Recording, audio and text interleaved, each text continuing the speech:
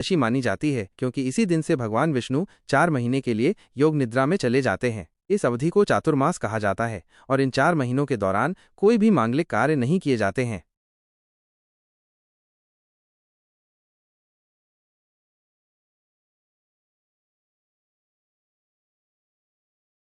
कल 6 जुलाई 2025 को देवशैनी एकादशी है। इसे पद्मा एकादशी और हरिशैनी एकादशी के नाम से भी जाना जाता है। इस दिन से भगवान विष्णु 4 महीने के लिए क्षीर सागर में योग निद्रा में चले जाते हैं और इस अवधि को चातुर्मास कहते हैं। चातुर्मास के दौरान विवाह, गृह प्रवेश जैसे सभी मांगलिक कार्य वर्जित होते हैं। देवशैनी एकादशी की पौराणिक कथा। देवशैनी एकादशी की कथा का वर्णन स्वयं भगवान श्री कृष्ण ने युधिष्ठिर को सुनाया था और ब्रह्मा जी ने नारद मुनि को। यह कथा सतयुग के एक चक्रवर्ती सम्राट राजा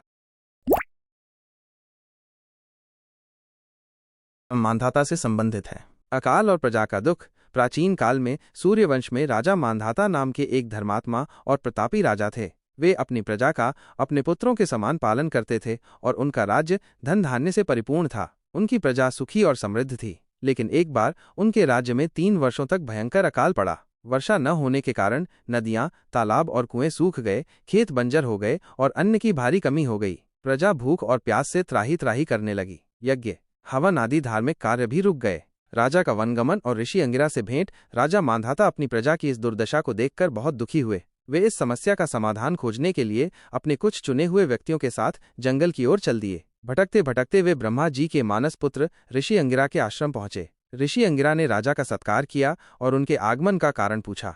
ऋषि अंगिरा का उपाय। राजा मांधाता ने ऋषि को अपने राज्य की विकट स्थिति बताई और अकाल से मुक्ति का उपाय पूछा। ऋषि अंगिरा ने राजा से कहा, हे राजन, यह अकाल तुम्हारे राज्य में हुए किसी पाप के कारण है। इस पाप से मुक्ति पाने और वर्षा कराने के लिए तुम्हें आषाढ़ मास के शुक्ल पक्ष की एकादशी का व्रत करना होगा। यह एकादशी देवशैनी एकादशी कहलाती है। इस व्रत को करने से भगवान विष्णु प्रसन्न होंगे और तुम्हारे राज्य में फिर से वर्षा होगी। व्रत का फल और राज्य में खुशहाली। ऋषि के वचन सुनकर राजा मांधाता अपने राज्य लौट आए। उन्होंने ऋषि के निर्देशानुसार अपनी पूरी प्रजा के साथ विधि विधान से देवशैनी एकादशी का व्रत किया। इस व्रत के प्रभाव से भगवान विष्णु अत्यंत प्रसन्न हुए। जैसे ही व्रत पूर्ण हुआ, राज्य में मूसलाधार वर्षा हुई। खेत फिर से हरे भरे हो गए, नदियां और तालाब लबालब भर गए और चारों ओर खुशहाली लौट आई। प्रजा के सभी कष्ट दूर हो गए और राज्य में फिर से सुख समृद्धि आ गई।